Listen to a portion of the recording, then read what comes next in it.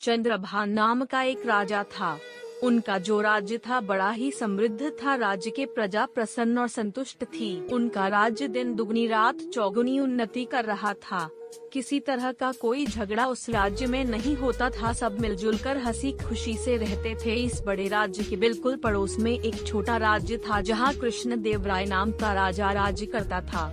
इस राज्य में आए दिन प्रजा के बीच क्लेश होते रहते थे। कोई भी इस राज्य में संतुष्ट नहीं था, यहाँ तक कि खुद राजा भी हमेशा चिंतित रहता था। कृष्ण देव राय अपने राज्य के हालत बदलना चाहता था। उसे अपने पड़ोसी राज्य के अच्छे हालात के बारे में पता था, इसलिए वो चंद्रभान से मिलकर उनकी खुशहाली का कारण जानना चाहता था। एक बार चंद्रभान से कृष्ण देव राय की मुलाकात तय हुई। चंद्रभान ने कृष्ण देव राय का स्वागत दिल खोलकर किया। भोजन करने के बाद चंद्रभान कृष्ण देव राय को अपने राज्य के सेट पर लेकर गया।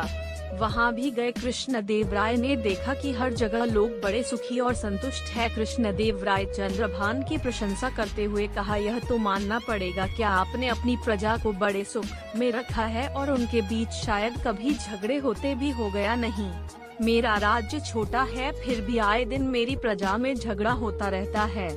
मुझे समझ नहीं आता कि मैं क्या करूं जिससे मेरी प्रजा भी आपके राज्य की प्रजा की तरह सुखी और खुशहाल हो जाए। चंद्रभान मुस्कुराया और बोला, यह तो सच है, मेरी प्रजा खुशहाल तो है और यह सिर्फ मेरे 4 रक्षकों की वजह से हो पाया है। कृष्ण देव राय आश्चर्यचकित होकर बोला, आप क्या कह रहे हो?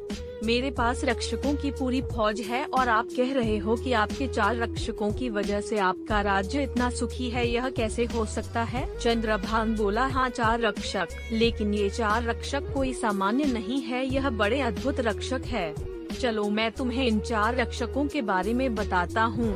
मेरा पहला रक्षक है सत्य। रक्षक मुझे झूठ बोलने से रोकता है, इसलिए मेरे प्रजा में विश्वास बना रहता है कि राजा जो हमेशा सत्य बोलता है वह किसी का बुरा या असत्य नहीं करेगा। मेरा दूसरा रक्षक है प्रेम।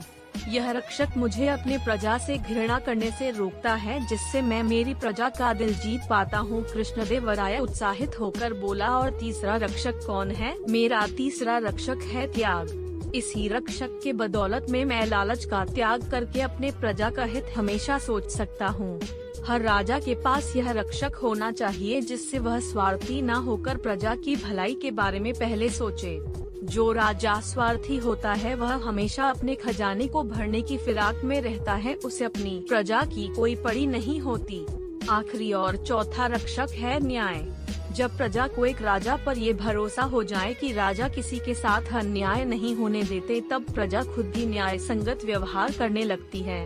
इस तरह मेरे ये 4 रक्षक मेरे पूरे राज्य को खुशहाल बनाए रखते हैं। कृष्णदेव राय को अब अच्छे से समझ में आ गए आकार कि उसे अपने राज्य की परिस्थिति बदलने के लिए क्या करना होगा।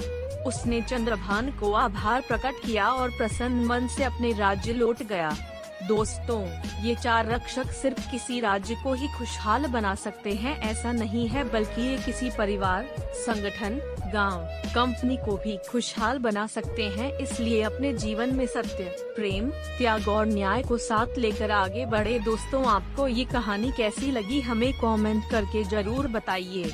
दोस्तों, ऐसे ही कहानियाँ रोजाना सुनने और देखने के लिए चैनल को सब्सक्राइब जरूर कर लीजिए। धन्यवाद।